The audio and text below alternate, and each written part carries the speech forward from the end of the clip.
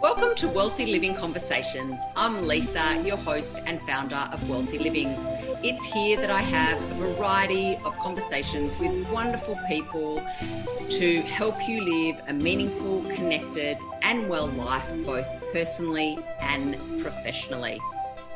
So the need for self-care has never been greater. Stress and anxiety are having an impact on the well-being of many and affecting our energy levels, our sleep and our hormones.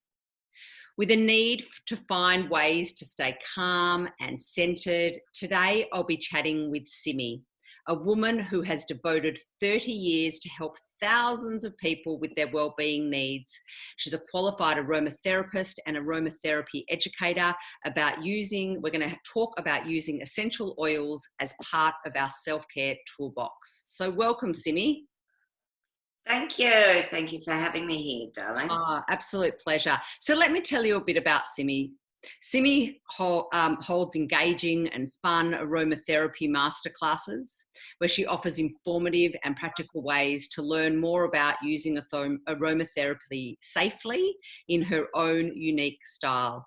She's collaborated with some exclusive brands and health professionals to create aromatherapy toolkits for their clients.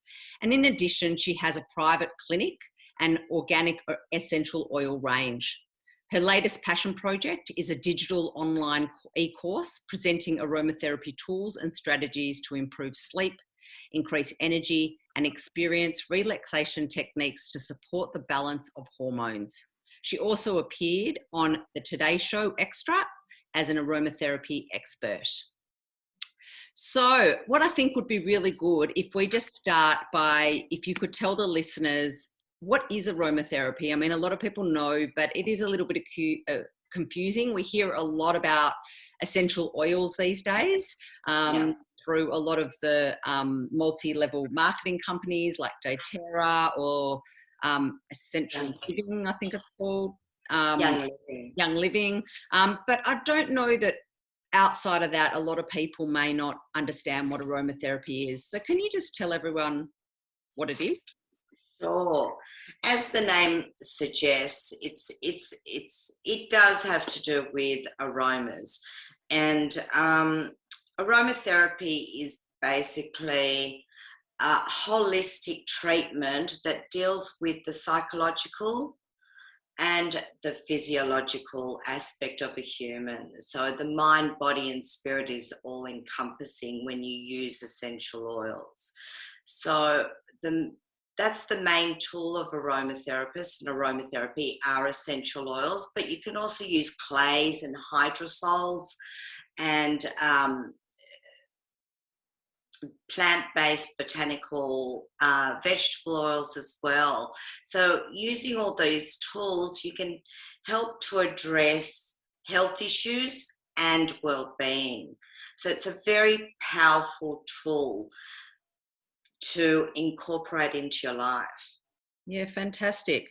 So yeah, I mean, let's dive in deeper and have a look at some of the benefits and how to use them and how to use them safely. I think that, you know, what you're saying, I think the more tools we can have at this point in time, the better. Yes. I mean, we are living in a society where anxiety and depression and stress are at an all-time high, and not just for the current situation we're in, but I think that that's been happening over long periods of time with burnout and work and, you know, people having relationship difficulties or parenting, all different areas where we can increase our toolbox to ways that we can help ourselves stay calm and centered and improve our well-being, the better.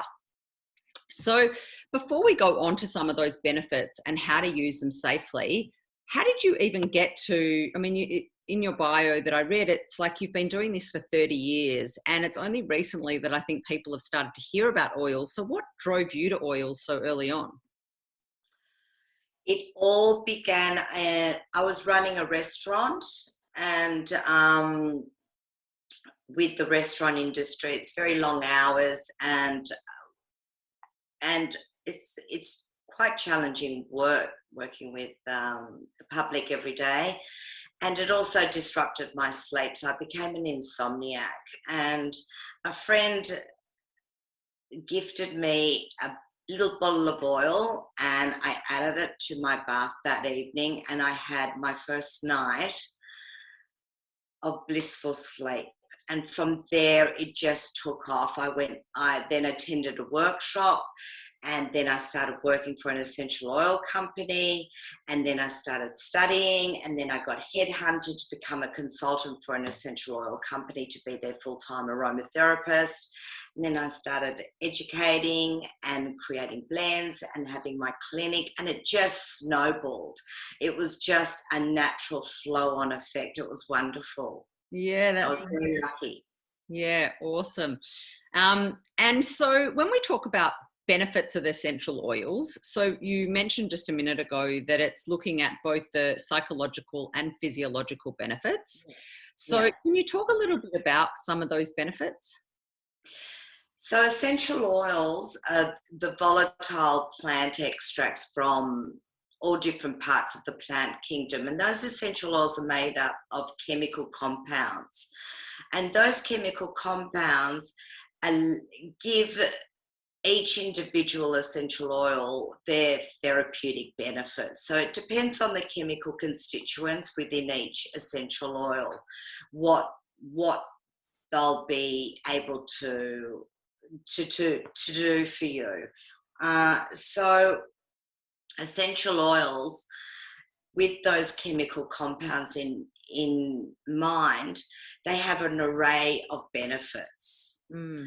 And they include things like improving your sleep quality and sleep hygiene by just even by putting a diffuser next to your bed can just eliminate some of that trouble getting to sleep, just drifting off to sleep. Or it helps with, if you apply the essential oils topically, then they can help with balancing and regulating your hormones. And you can get even more specific with your hormones depending on the essential oils and your intention. You can use essential oils to stimulate your nervous system. So it's great in the morning after you have a shower to apply a body boost blend set, for example, and just feel your whole nervous system being activated. Or you could use the essential oils to relax and soothe your nervous system, which is wonderful to deactivate and just wind down at the end of the evening as well.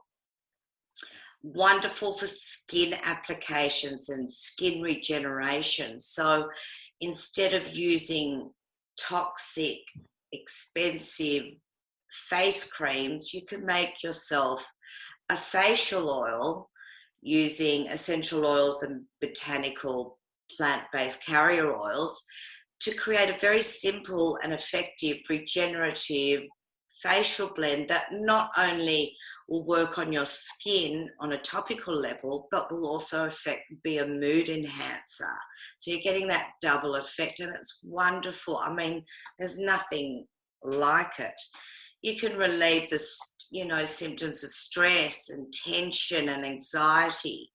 Having a sniff of neroli oil, or putting a drop on a tissue and tucking it somewhere, and just letting those vapors that you can smell just help relieve by bringing down that cortisol level, working with your adrenals, and just help soothing it and lowering it and managing all the seesaw, the flight and fight response. It's just, for me, it's just the most incredible tool that you could ever integrate into your life easily and effectively.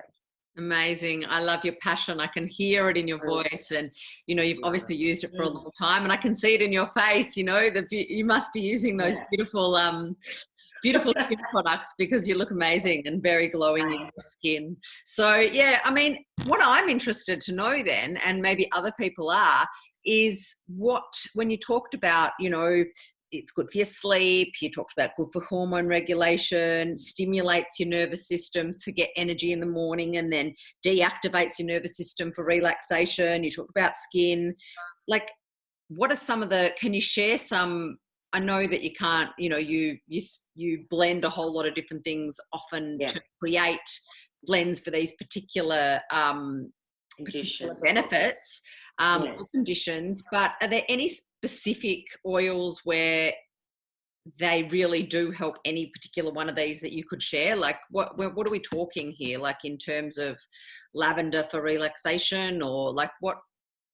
Yeah, lavender's always referred to as the little black dress of the book, the toolkit. You know, it's one that you can just wear everywhere. You know, it goes anywhere and everywhere, that little one. But essential oils, you know, because they come from the plant kingdom, so you've got your citrus oils, you've got your herb oils, you've got your spice oils, you've got your wood oils, you've got your resins. Now, each of those groups, you know, if you want to just simplify understanding them, the citrus oils is a group that's renowned for its enhancing of moods. It's your uplifters and great for anxiety and depression. You've got your herbs. Now, I find the herb group is really good with all your organs and your main body systems. So they have your extreme relaxation, the marjoram, the Valium of the group, to things like your most stimulating, let's say rosemary, which will stimulate even your memory and your focus and concentration. So they're using rosemary with lavender for dementia patients. So just to help increase their memory and their recall and things like that. Then you have your woods. Now your woods are your bases. And I always love to add a wood in, and they help ground you. And they help solidify and strengthen. You think of your woods as your tree, you know, your tree trunk. They give you your centered and your balance and your strength. So I group the oils, and I find the resins are more for that spiritual aspect, opening up. Then you have your florals, and your florals, for every woman on this planet, your florals are for your skin, they're for your sexuality, they're for your sensuality, they're for your hormonal system. The flowers work well with your hormonal system. So I've just generalized, and obviously, you know, just giving you a bit of a pattern between the groups of the essential oils to apply them a little bit easier. Yeah, no, that's really good. Now, when you say that they're for all these different types of conditions or to just help with general mood or energy, like how much study has been done behind that? So is this just a lot of anecdotal evidence, or is there a lot of scientific research behind it? How does this with regard to, say, the medical model? In regards to research, there is being an extraordinarily amount. Now, you have to also understand you can find research to support anything. Yes. You have to discern between the research, which is a whole other story, because there is a lot of research being done, and some of it is just really powerful, backing up what aromatherapists have been working with for years anyway. But a lot of the research is also they've been giving, like one study is that they've been giving people who are undergoing chemotherapy and the anxiety before going through chemotherapy treatment, they've been giving them lavender and orange. Now, they found those, then they did the placebo group. They found the ones that were incorporating lavender and orange into their daily helped with the anxiety and some of the symptoms of the chemotherapy as well. So there's extensive research going on now, because people, even in the antibiotic world, because they're finding antibiotics are no longer as effective because the viruses or whatever are adapting and changing.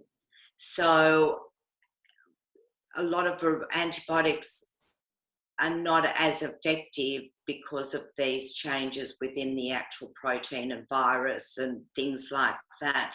So essential oils, because they're from the plant kingdom, have an adaptability, an adaptogen personality that can help with things where pharmaceutical replacements type of thing. So it's great. It's great. We're entering hospitals, schools, government bodies. It's wonderful. So what's the difference then between, for example, whether it be, lavender and it comes in an essential oil, or whether it be I'm walking past a lavender plant and I actually pick the actual plant, or same with something like, say, on a viral level, something like oregano, and I eat actual oregano compared to oregano as a blend of oil. Like, which is there better? Or really good point. What the difference is, say, between a lavender flower and a lavender essential oil. Okay, the first thing is that the lavender essential oil is 70%, if not more in some cases, stronger than the original source that it came from. So you're dealing with a herbal liquid that is a concentrate. Now, with that concentrate, that's 70%. That's huge. That's massive. And that has to be taken into consideration for safety. Yeah.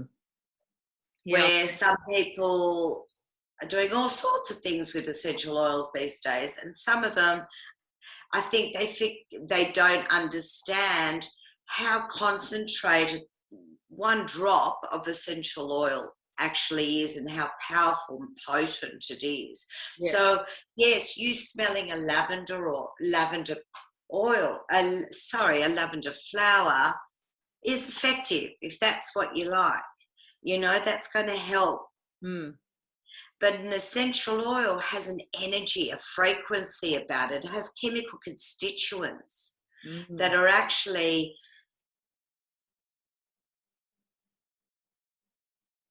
components that have a therapeutic, scientific effect.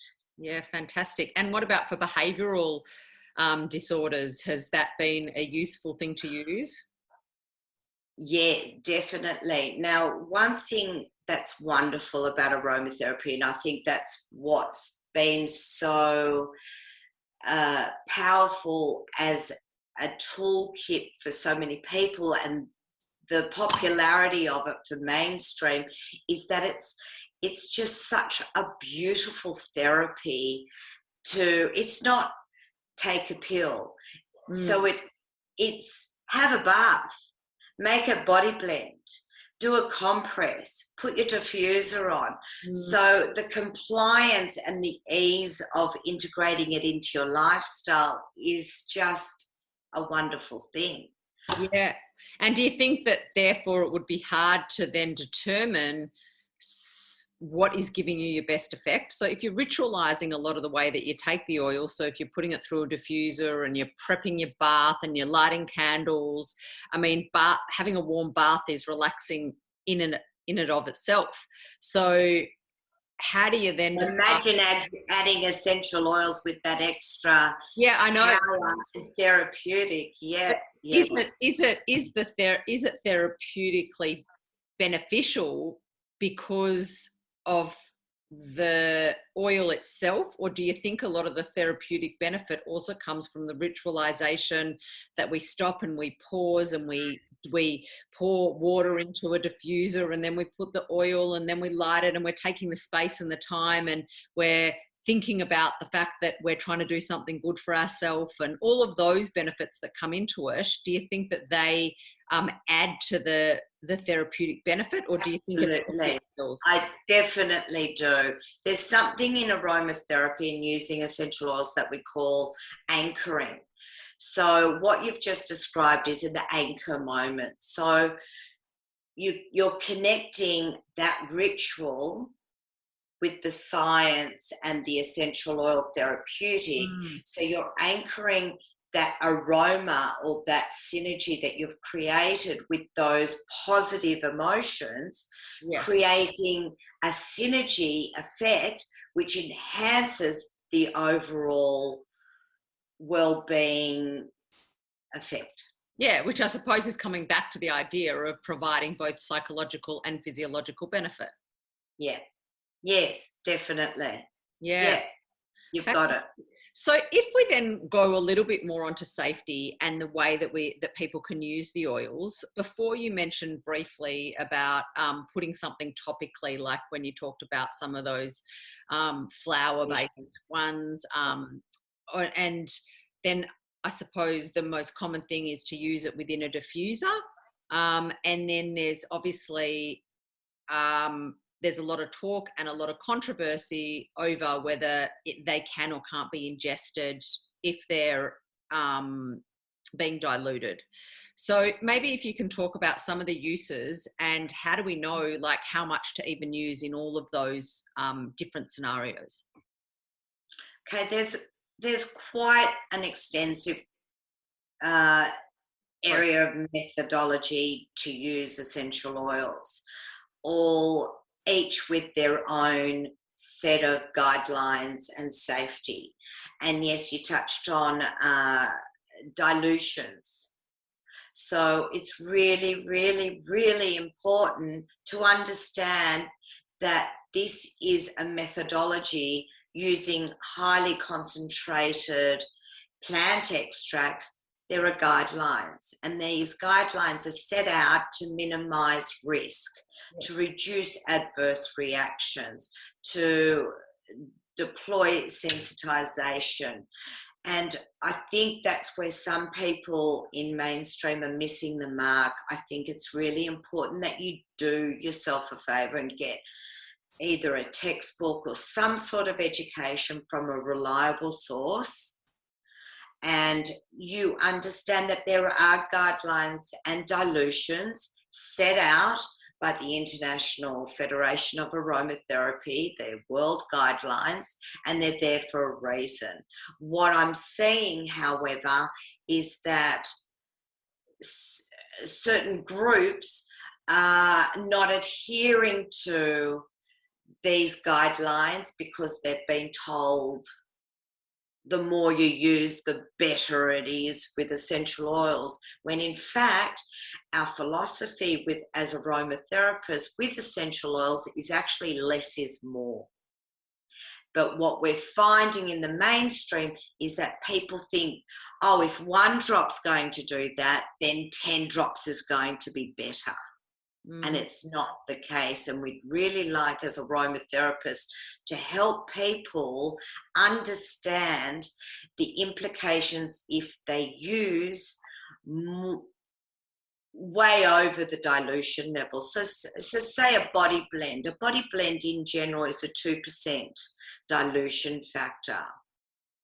Now that 2% can mean that for 100 ml of plant-based oil, you're going to add 50 drops approximately of essential oils. Now what some people are doing are adding 100 drops. Now what this does is makes it a 5 to 10% dilution, which actually increases the workload for your liver, which if you have overly stretched liver anyway, you're actually burdening and adding to the liver load, which may have its effects down the track for you. So I'm trying to educate people to use safe dilutions, to go and see and seek out an aromatherapist if they want to take them internally, because that is really popular.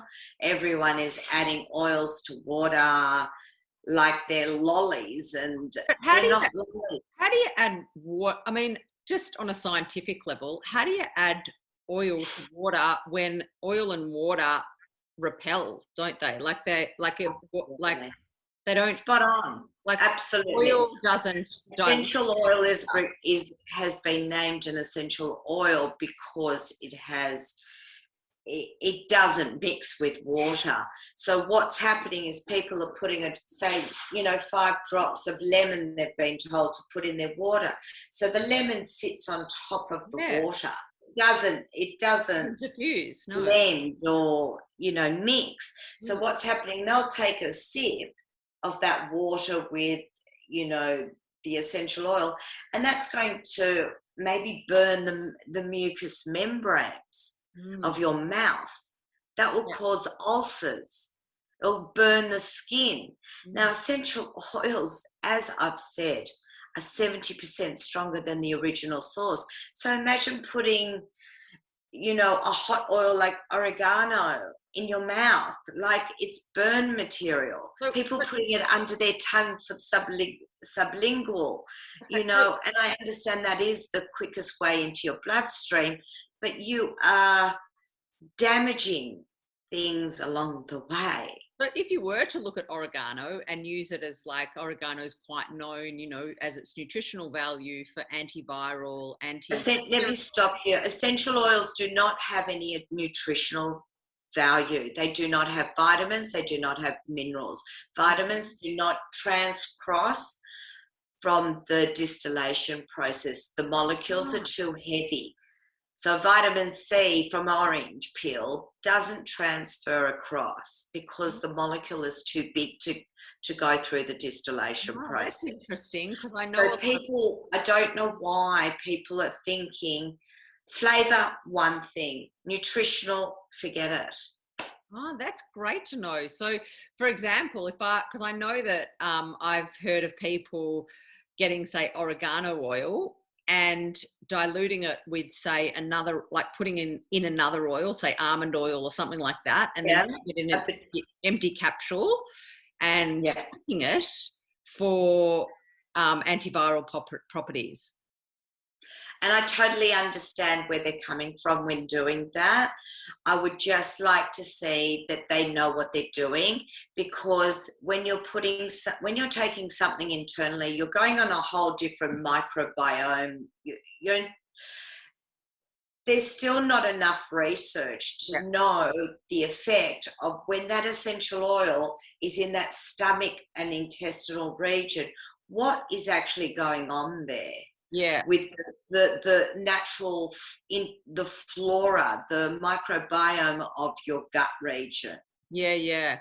And if you're saying that it has a nutritional benefit, then there's probably not any point in risking that. Well, I think where people are coming from when they're doing that is they're going for the antiviral property or the antibacterial property or the anti-inflammatory. But aren't those properties? Yes, you can take things. You can take essential oils internally in a capsule or a vegetable cap, but you need to know what you're doing. You need to know your constitution. You need to know your weight. You need to measure things out. It's not just. They're not herbs. Yes. They're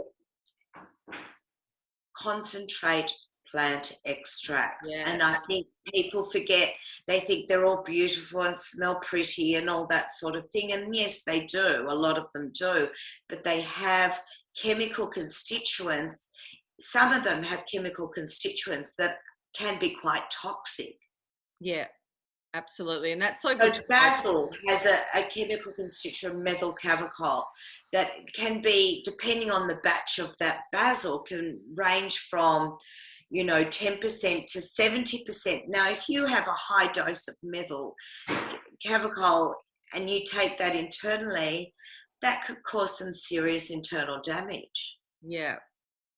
And it's so good to know, because I think that it's a really, unregulated industry when you've got companies, and I know you didn't want to name them before, but like the most popular companies are things like doTERRA oils. I mean, most people I know, and including myself, have some doTERRA oils. And so when they're being sold from not aromatherapists, but being sold from health food shops to just, agents or whatever, that people that, sign Wellness advocates, I think they call yeah, themselves. Yeah. yeah, or not Yeah. even. Some people aren't even. They're just doing it as a side business. Mm. And they're obviously supplied with all of the documentation around guidelines and protocols. But how many of those people are actually, it's not like the client who buys it gets the protocol brochures or guidebooks. Mm. It's just, Yeah. so it's a pretty deregulated industry. So it's really good hearing this from you, and hopefully a lot of people listening will get more information on this sort of stuff, and then But this is, maybe inquire yeah, further. this is a concern for aromatherapists. And as we watch wellness advocates advocate recipes for cancer or digestive issues, or we get a little bit nervous because they're affecting the aromatherapy industry, where I just get nervous that there's going to be, the safety data, the reports that are going into people, the poison hotline, all those things are growing and increasing in numbers, where people and children and babies, there's overdosing, there's toxic reactions, there's adverse skin reactions, there's all sorts of things going on behind the scenes that, as an effect of essential oils entering mainstream with very little baseline and regulation and neutral education. And that's what I'm about. And that's what's inspired me to develop a course for people to get some solid information from someone who is not brand related and is neutral in the way that they're not influenced by money. Yeah, you've got an ethical, you're coming from an ethical place. And so it just concerns me that people are selling essential oils like pharmaceutical, like drug, what are they called? They sell the drugs for the doctors. Yes. And what I feel is happening is that now people are going to those drug sellers, pharmaceutical reps to get their diagnosis, and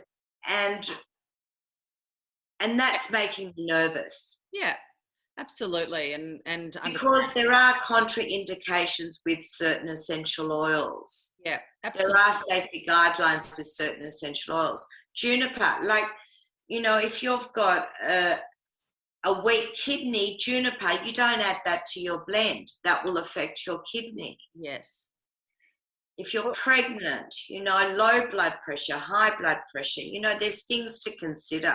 Absolutely. And that's so good to know. And it's, I'll definitely put details of, is the course ready to go, or is it almost ready, or is it available now? Almost ready. Almost ready. So I'll put on, and if you've got a wait list, yeah, I do. Yeah. I do. What I'll do is I'll put details for that wait list and the information on the show notes anyway. So if people are really interested, people that are listening and want to know more about essential oils and how to use them for yourself, and get that little bit of more education, then definitely check out the link on the show notes. Because we don't want essential oils to be taken off us and put behind the counter like they did with some naturopathic remedies. Yeah. We want it available for everyone. Yeah. And, I want to safeguard our industry and the people using essential oils. Yeah, absolutely. So if maybe if we could just go for one example, because right now I think the biggest problem for a lot of people is anxiety. A lot of people have got mood that is going up and down, up and down. Yes, it then affects, the anxiety will then have that ripple effect of their energy levels and other and stress levels, etc. But if we look at just anxiety, because that's the one that has the ripple effect for immune system and, as I said, energy and hormones and everything, what would be a suggestion that someone could do and put together on their own, that you know, like obviously they're not, you've got to take into account a lot of things like you said, and the best thing is to come and see someone like yourself and get an actual individualized, customized blend. But if someone was to do something really basic that is safe and may not be specific but is safe for just general anxiety, what would you suggest? What I would suggest is strengthening and soothing the nervous system. So I always start my clients that they just diffuse, that they have a diffuser, they have it on their desk, or they have it in the kitchen, or they have it next to their bed. In that diffuser, Yep. you could put certain, let me suggest some essential oils for anxiety. Yep. The top one I would start with is neroli, which is a floral, and Yep. usually a 3% dilution. It comes in a 3% dilution, neroli. I would look at sandalwood, just to help people ground and breathe. Frankincense, to help deepen the breath.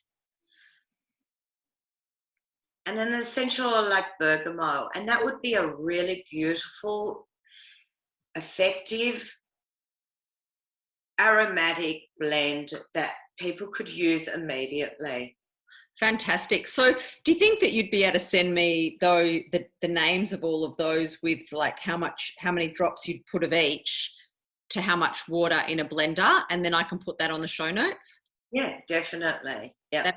Yeah, that'd be fantastic, because I think it's, you know, just as a good I start. can tell you now, this in a diffuser, you usually use between, 5 and 10 drops. So I'm just going to base it on that. So in your diffuser, you'll add your water, Yep. and then you'll add 3 drops of neroli, 2 drops of bergamot, 1 drop of sandalwood, and 2 drops of frankincense. Beautiful. And that's just a really good even blend, and you've got a good combination of top, middle and base notes to create an effective synergy there.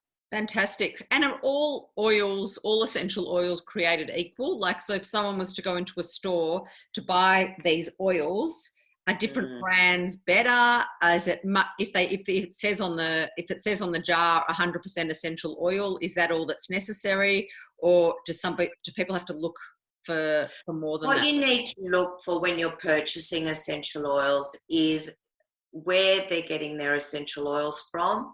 If they can give you some sort of guarantee that they're 100%, not just saying it's 100%. So that may be by having some mass spectrometry or gas chromatography testing done on those essential oils.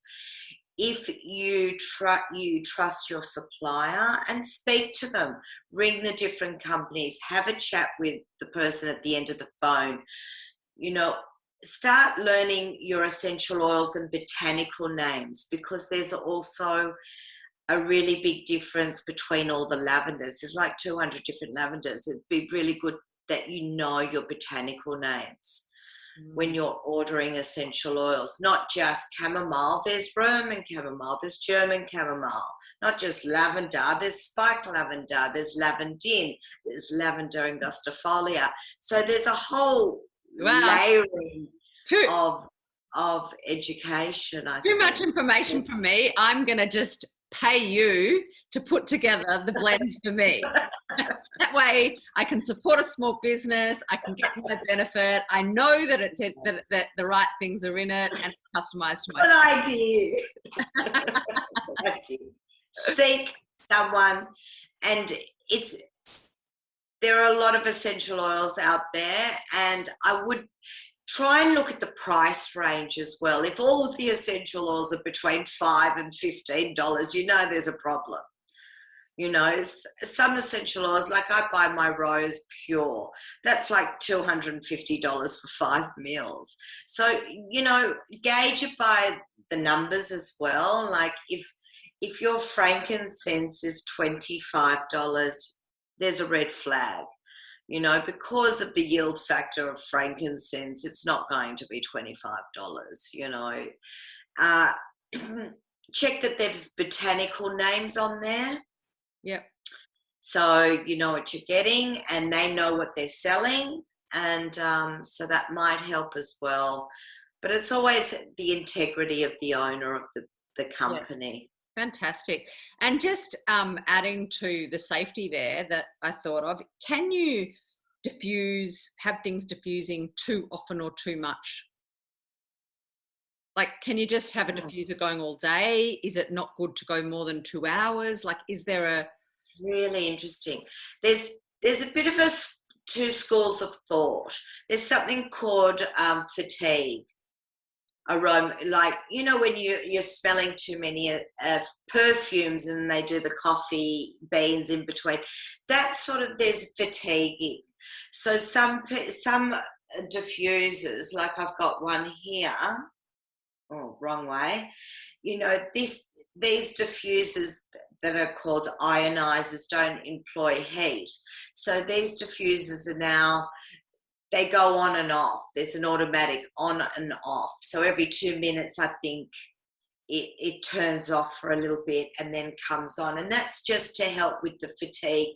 You know, when you're and that's just to, so you can smell the oils. You know how when you're amongst aromas too much, you can't even smell, you know, you're cooking and someone will walk into the house and go, oh my God, that aroma is fantastic. You can't even smell it anymore. So that helps with that sort of thing. I think it's really good for children. If you're going to have a diffuser in their room, keep the door open a little bit, you know, just allow some ventilation. Yep. But most ionizers are pretty safe these days. There's such a range out there now.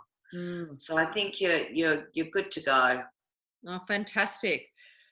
Wow, so many different things.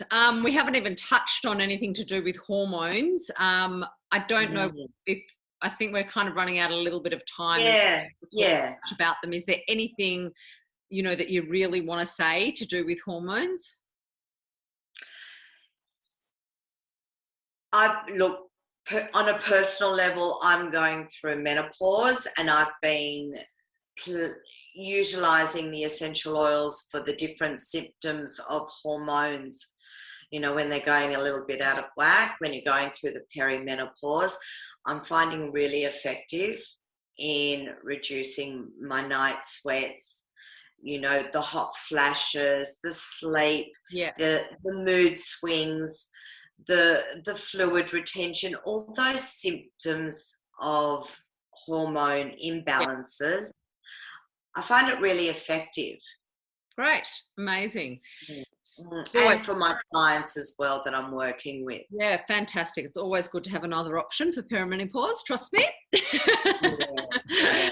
We do need our support kit for that, yes. Yeah. So the other thing that I just want to touch on when it comes to some safety things, because I think these are important because we are giving a lot of information. And although I have obviously, and we've sort of, what we've talked about now really encourages people to speak to someone like yourself or a professional, but there are still going to be people who are just going to go and do their own self-prescription. So when it comes to pregnancy and oils, is there anything that anyone listening that's pregnant really has to know, and are there specific oils that are just a no-no for pregnancy? There's two parts. One is the dilution. The dilution has to be adjusted accordingly for pregnancy. Yep. So, and in the first trimester, aromatherapists avoid using any essential oils. Okay. So you're not interfering with what's going on internally.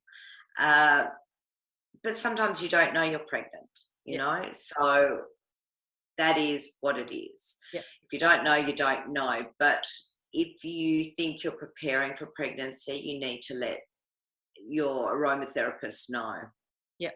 There are many essential oils that are unsafe during pregnancy, and that's due to their properties of being emmenagogues, where they regulate the menstrual cycle. And when you're pregnant, you don't want to regulate the menstrual cycle.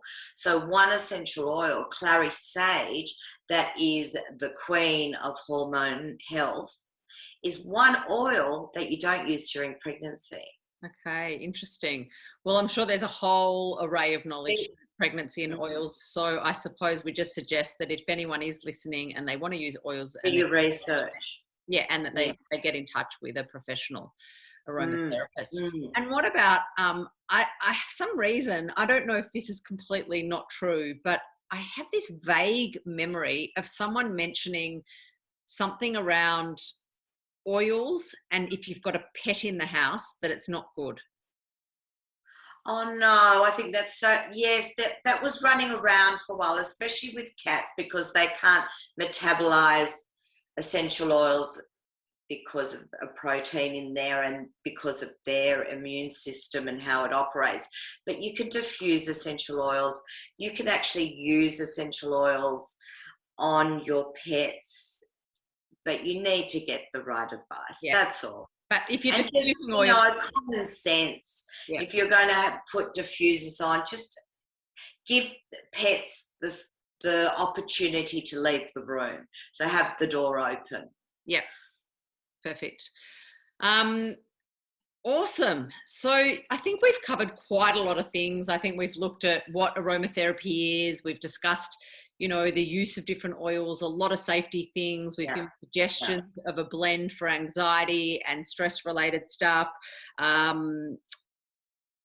We've talked about some of the misconceptions around ingestion of oils. Yeah. I think we've covered quite a lot. Is there anything that we haven't covered that you would like to share? I just really think it's important that people seek out education and information from reputable sources. I'm getting quite, I'd like people to go beyond their company and get neutral education. Yeah, basically. Fantastic. And as I said before, I'll definitely put your course the course link to interest on the show notes. But yeah, that's fantastic. You've given us a lot of information, a lot of things to think about, and a lot of ways that we can, people can use oils to keep themselves calm, centered, and connected. And they're three things that I really promote, through my business. And that's, because I think the ripple effect of when we are calm and we are centered and we are connected, the ripple effect of that for all of our relationships, professional and personal, to ourselves and everyone else, is going to be beneficial. So thank you so much for all your valuable insights. Pleasure. It was wonderful. Yeah. Really interesting conversation. Thank you, Lisa. You do good work. Oh, thanks so much. So over to you, the listeners. I'm wondering, we're both wondering what your biggest insight or takeaway might be from today's conversation. So if you can leave a comment and let us know. So whether you're listening on social media channels or through your podcast app or through YouTube, wherever you're listening right now, if you can go and then leave a comment and let us know what your biggest takeaway is, or if you've got any questions and you want to follow up about anything, also please leave a comment or contact either Simmi through her website, which is, what's your website, Simmi? The Aromatherapist. So www.thearomatherapist.com.au. Yeah, fantastic. I'll put that on the show notes. Or you can also contact me through my website at wellthyliving.com.au or connect with me on any of more of my social media channels. So if you've enjoyed the episode today, please share it with your friends and consider subscribing to the Wellthy Living podcast on iTunes, Spotify, YouTube, or wherever you listen to your podcasts. Until next time, remember, connection is medicine.